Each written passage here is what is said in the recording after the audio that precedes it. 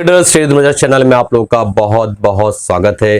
दोस्तों, आज का चार्ट ऑफ द वीक बहुत ही इंपॉर्टेंट होने वाला है क्योंकि आज मैंने एक ऐसे स्टॉक का चुनाव किया है आपके सामने एनालिसिस के लिए, जो stock already completely weekly time frame में करेक्ट कर चुका है और उसके बाद उसने अपने एक पर्टिकुलर लेवल को 2 बार रिटेस्ट भी कर चुका है। तो इस वीडियो के अंदर विस्तार में जानेंगे कि उस स्टॉक के अंदर हम किस तरीके से अप्रोच कर सकते हैं।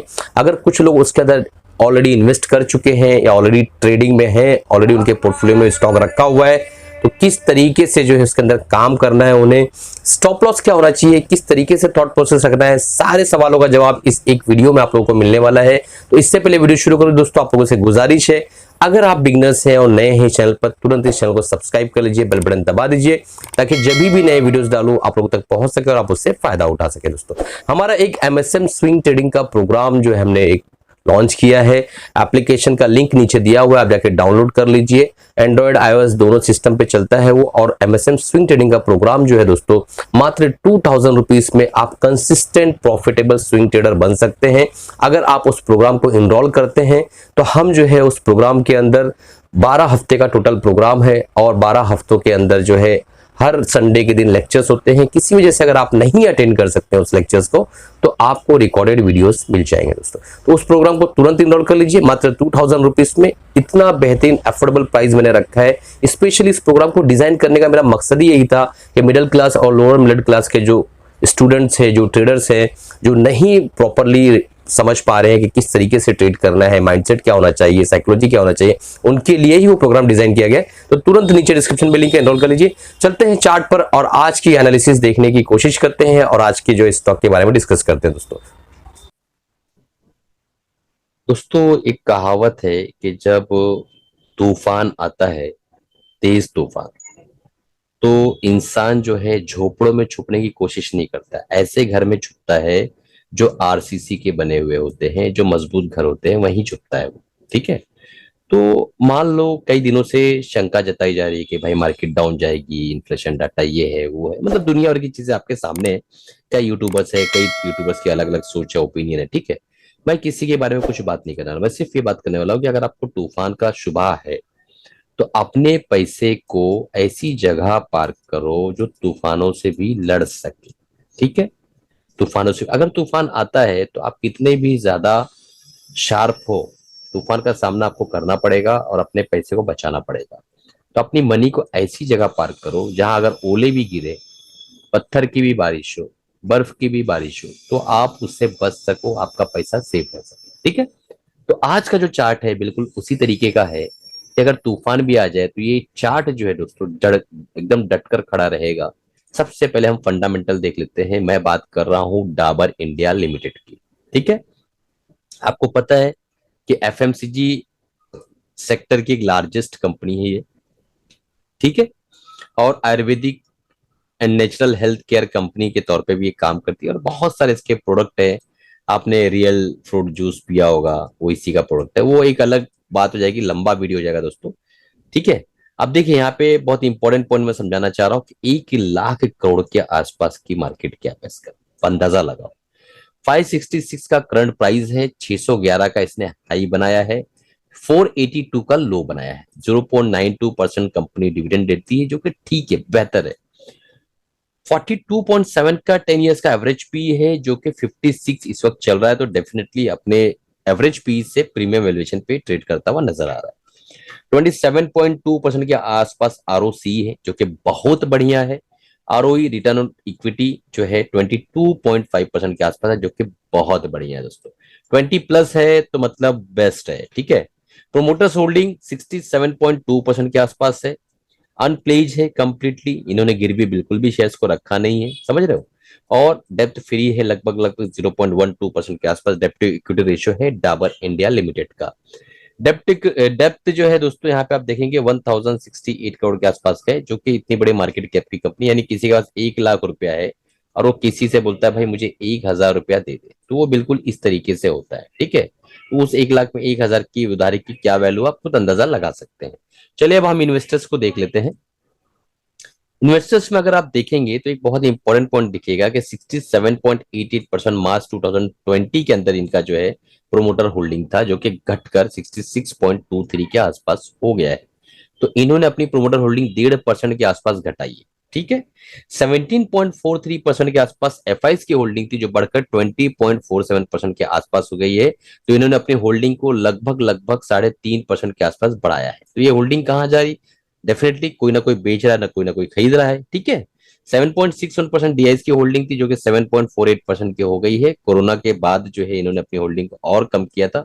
जब कोरोना आया था उस वक्त होल्डिंग अपनी बढ़ाई थी, उसके बाद उसको होल्डिंग को और कम कर दिया, उसके बाद फिर वापस अगेन ये जो है अपनी होल्डिंग को, जिस तरीके से इनकी होल्डिंग हमेशा रहती है उस तरीके से लेकर आ गए। पब्लिक की होल्डिंग 7.07% और अभी 5.4774%। तो ये पब्लिक की होल्डिंग इटसेल्फ दर्शाती है कि जो इन्वेस्टिंग और लंबे स्विंग ट्रेडिंग के लिए जो सबसे बड़ा जो हमारा एसेट है ना, वो है टाइम। यानी जब हम वीकली टाइम फ्रेम के अंदर काम करने जा रहे हैं तो हमारे लिए सबसे बड़ा एसेट है पेशेंस, सब्र। ठीक है, और सब्र किस चीज का? टाइम का। टाइम ही यहाँ पे हमारा मेन इन्वेस्टमेंट है। तो यहाँ पे देखिए इतना टाइम इस चार्ट ने गुजार दिया है कि यहाँ पे पब्लिक की होल्डिंग ऑटोमेटिकली 1.5% घट गई है। समझ रहे हो? ये हमारे यहाँ से 1.5% और यहाँ से 1.5% जो घटा है वो इन्होंने खरीद लिया है। ओके, अब सारी चीजें आपको समझ में आ गई होगी। अब चलते हैं चार्ट पर, बड़ा मजा आएगा। इससे पहले दोस्तों, जो हमने बताया आपको कि हमारा जो 12 सेशन जूम पर होने वाला है, यूजुअली मैं लाइव लेक्चर्स नहीं लेता हूँ, मेरे रिकॉर्डेड लेक्चर्स होते हैं, प्री रिकॉर्डेड। पर ये मैं लाइव आकर जूम पर मिडिल क्लास और लोअर मिडिल क्लास के जो हमारे ट्रेडर्स हैं उनकी हेल्प के लिए, जो मेरी कोर स्ट्रेटजी है जिसका मैं बहुत ज्यादा इस्तेमाल करता हूँ स्विंग ट्रेडिंग के लिए, वो सिखाने वाला हूँ। साथ ही साथ हर हफ्ते वीकेंड में लेक्चर होगा। अगर आप गैर हाजिर हैं, किसी वजह से एबसेंट है, तो प्री रिकॉर्डेड वीडियोस मिल जाएंगे आपको। और एक स्टॉक का हम एनालिसिस करने वाले हैं। लास्ट वीक हमने एच से एक स्टॉक था उसकी एनालिसिस की थी, जिसमें हमारे सभी लोगों ने लगभग लगभग 5% के आसपास का प्रॉफिट आराम से बनाया होगा सिर्फ 2 से 3 दिनों में। रहा सवाल एमएसएम बुलेटिन के लिए, दोस्तों मैंने जो है ऑलरेडी एक वीडियो डाला था, आपको पता होगा। उस वीडियो का नाम है सी से। थर्सडे के दिन मैंने उस वीडियो को एजुकेशन लर्निंग पर्पज से बताया था, और वो एक दिन के अंदर जो है 6% तक भागा और फाइनली 4% अप होकर क्लोज किया।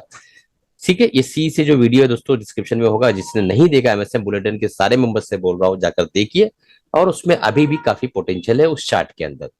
तो दोस्तों ये सारे प्रोग्राम लेने के लिए डिस्क्रिप्शन में लिंक है, आप जाकर उसको डाउनलोड कर लीजिए और चेकआउट करिए, तुरंत इनरोल कर लीजिए। अगर आप हमारे एमएसएम के स्टूडेंट है बुलेटिन के, तो इसको तो आपको लेना बनता ही है दोस्तों, इसको तो आप बिल्कुल भी इग्नोर नहीं कर सकते। चलते हैं चार्ट पर। चार्ट देखिए, अब इधर पे आप पेशेंस देखिए दोस्तों। एक स्टॉक है जो कोरोना के बाद भागता है, लोग यहाँ पे चढ़ाई करते हैं। कहाँ पे चढ़ाई करते हैं? इस लेवल पे 390 के आसपास चढ़ते हैं और बोलते हैं भैया कोरोना आया है और आयुर्वेदिक कंपनियों का काफी काम चलने वाला है, तो यहाँ पे इन्होंने बाय किया। यहाँ पे तो किसी ने शायद बाय नहीं किया होगा, बट डेफिनेटली यहाँ तो बाय किया ही होगा। ठीक है, 430 440 पे। और यहाँ से इन्होंने एक रैली देखी, 650 के आसपास की रैली यहाँ पे देखी। ठीक है, अब यहाँ पे प्रॉफिट नहीं बुक किए, तो जब ये नीचे की तरफ आने लगा, नीचे नीचे नीचे नीचे, तो कहीं ना कहीं यहाँ थक हार कर लोग भाग गए होंगे। क्यों भाग गए होंगे उसकी वजह मैं बताता हूँ। ये जो है 22/9/2021, यानी सितंबर 2021, और यहाँ अगर मान लो किसने भागा है तो 12/2021। तो लगभग लगभग यहाँ पे 3-4 महीना वेट करने के बाद आदमी गायब हो गया। ठीक है, और यहाँ पे जो लोग डर के भागे होंगे दोस्तों, अब अंदाजा लगाओ ना कि एक आदमी यहाँ पे बाय करता है 470 पे और यहाँ तक मार्केट आ जाती है 400। कौन रुकेगा यार? कोई नहीं रुकेगा, है ना? कैसे रुकेंगे आप बताओ ना, पेशेंस नहीं हो पाएगा ना। बहरहाल, अब यहाँ से अगर हम एक वीकली टाइम फ्रेम इसको लगा देवे और यहाँ पे हम चार्ट को इस तरह रखें, ठीक है, तो एक कोरोना के कार्यकाल के बाद आप यहाँ पे देखेंगे कि अगर हम यहाँ से फीबो ड्रॉ करें इस लेवल से और इस लेवल तक, तो आपको एक चीज समझ में आएगी, बहुत इंपॉर्टेंट चीज, कि 61.8% का जो फीबो करेक्शन होता है वो इसने किया। और एक बात बोलूं मैं, इस जगह पे भी मैंने वीडियो बनाया था डाबर पे। डाबर पे मैं साल में 3-4 वीडियो बनाता हूँ, इस जगह भी बनाया था और ये चीज मैंने समझाया था। यहाँ पे मैंने क्या कहा था कि फीबो के हिसाब से 61.8% करेक्शन भी होगी और 200 moving average weekly time frame का यहाँ पे हमें सपोर्ट भी मिल रहा है। ठीक है, और कोरोना कार्यकाल में भी यहीं से घुमा था। 200 वीकली टाइम फ्रेम जो है आप देखेंगे, मूविंग एवरेज 200 जो है वीकली टाइम फ्रेम का, यहाँ से ही घुमा था। फिर ये वापस करेक्ट करके यहाँ तक आ गया। जब यहाँ पे मैंने कहा था ब्रेकआउट पे लेना, और काफी अच्छा लोगों ने प्रॉफिट बनाया होगा, क्योंकि उसके बाद जब ये नीचे आने लगा तो यहाँ पे एक शूटिंग स्टार टाइप कैंडल भी बनाया था, इसने बताया था कि भाई मैं नीचे जाने वाला हूँ। बहरहाल इसने अपनी करेक्शन कंप्लीट कर ली, बहुत ईमानदार स्टॉक है, अपनी करेक्शन कंप्लीट करके जिनको चढ़ना था चढ़ा के, जिनको उतरना था उतार के अब ऊपर की तरफ जा रहा है। अब यहाँ पे एक चीज समझिए, इस लाइन को ड्रॉ करिए, इस पॉइंट को और इस पॉइंट को, तो यहाँ पे आपको समझ में आएगा कि यहाँ पे एक ट्रेंड लाइन बढ़ती हुई हमको नजर आ रही है। ठीक है, और इस ट्रेंड लाइन पे इस स्टॉक ने क्या किया, एक बहुत ही बेहतरीन ह्यूज कैंडल बनाया है, जो कि मारुबुजू कैंडल है। यहाँ पे आप देख पाएंगे एक मारुबुजू टाइप कैंडल है, और वो भी वीकली टाइम फ्रेम में कैंडल बना है। ठीक, पहली चीज। दूसरी चीज, इस कैंडल की जो क्लोजिंग है उसके ऊपर ये ओपनिंग हुई है, तो इस तरीके के कैंडल्स को हम कहते हैं बुलिश कीकर पैटर्न। और एक डाउन ट्रेंड में, यानी एक कैंडल, दो कैंडल, तीन कैंडल, चार, पांच, छह कैंडल के बाद एक कैंडल का बनना अपने आप में एक बहुत बड़ी चीज को डिफाइन करता है, पहली चीज। दूसरी चीज कि यहां से जो रेजिस्टेंस था इन सारे कैंडल्स को, उसको तो इसने ही नलीफाई कर दिया था, बट ये ऊपर से जब नीचे आया तो ये न्यूट्रल हो गया। फाइनली इस कैंडल ने इसके ऊपर जाके क्लोजिंग की है। तो ये बहुत सारे ऐसे पॉइंट्स है जिसको अगर हम मिलाएं तो हमें किसी लाइन की जरूरत नहीं है दोस्तों, सिर्फ और सिर्फ साइकोलॉजी स्टडी करो कि अगर ये ऊपर जाना चाहता है तभी तो ये बुलिश कीकर पैटर्न बनाया है इसने, गैप अप ओपन हुआ है भाई, weekly candle gap up open हुआ, आप देख रहे हैं। ठीक है, और उसके बाद अगर ये ऊपर जा रहा है तो बड़ी आसानी के साथ हमें जो है 590 पे मिलता हुआ नजर आएगा। बट क्या हम 590 के लिए चार्ट ऑफ द वीक को देख रहे हैं? नहीं ना। ठीक है, तो हमें जो है हमारी एनालिसिस के हिसाब से थोड़ा अच्छा प्रॉफिट चाहिए। अब हम चलते हैं, देखते हैं कि हमें कहां तक प्रॉफिट मिल सकता है। तो अगर हम यहाँ पे टारगेट को डिफाइन करें, जस्ट मिनट दोस्तों, इस टारगेट को अगर हम देखें,